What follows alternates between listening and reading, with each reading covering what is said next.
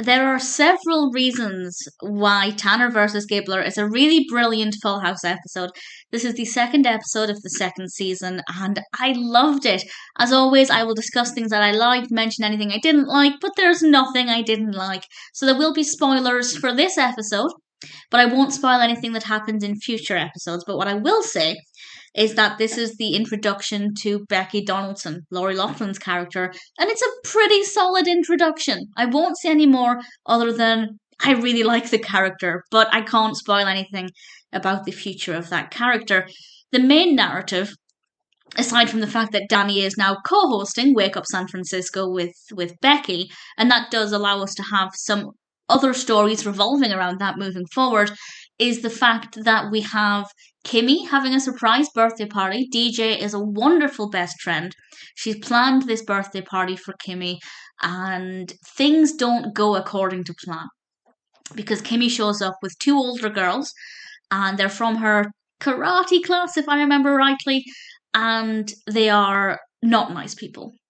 And Kimmy makes a really bad decision and leaves her party to go to the mall with these older girls. And then she starts to be really nasty to DJ, and people at school are being nasty to DJ because of things Kimmy has said and calling her a geek burger, which I have to say is a horrible name, but it's really funny because it's such an 80s name. And honestly, it's a tremendously funny name. Something that I find very entertaining with Full House is the perspective of the children and how things are, in some ways, very similar to my childhood, but also very different. I don't think I'd ever heard the term geek burger before watching Full House. But it's horrible because I love Kimmy. I love Kimmy as a character. I think Andrea Barber is amazing.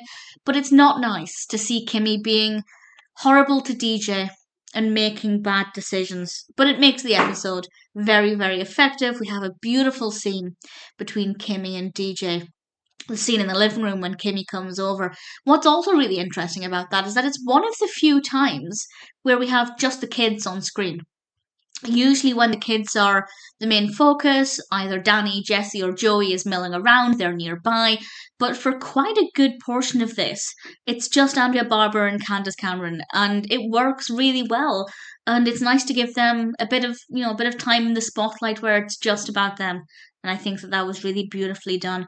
Stephanie doesn't really have a particularly prominent role here, but she does get a little chance to shine. Jodie Sweetin's performance particularly impressed me when she comes into the room for Kimmy's birthday party and she walks around the table talking to everybody and complimenting them. I just thought she was rather fabulous, as is always the case, of course, acting very grown up. And then a few scenes later, she's playing schools with her teddy bears, which, while I said the children in this have very different vocabulary to what I grew up with, which I'm aware could also be a British American thing, I definitely played schools with my teddy bears. Absolutely 100% can relate to that.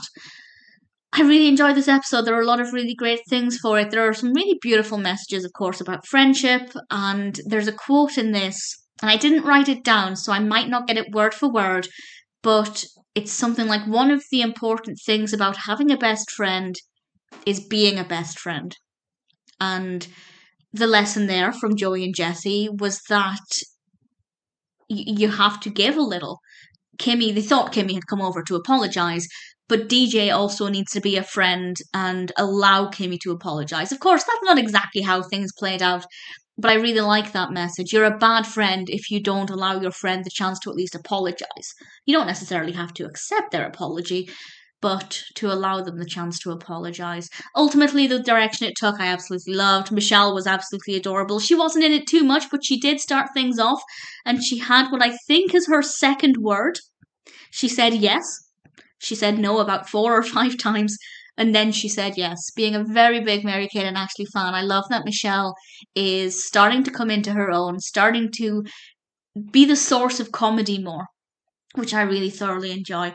I'd also love to know if the scene where she dropped the pretzels was intentional or not, because I feel like that was a very big bowl, and it wouldn't surprise me if that was actually accidental and something they kept in. But either way, it worked really well. Wonderful episode. Great to have DJ and Kimmy in the spotlight. I just love Kimmy. I think she's so amazing. And we do get to see more of her, a lot more in this season than we did in the previous season. And it's great to have an introduction with Becky as well. Needless to say, I really, really thoroughly enjoyed Tanner versus Gibbler. It's a really brilliant episode.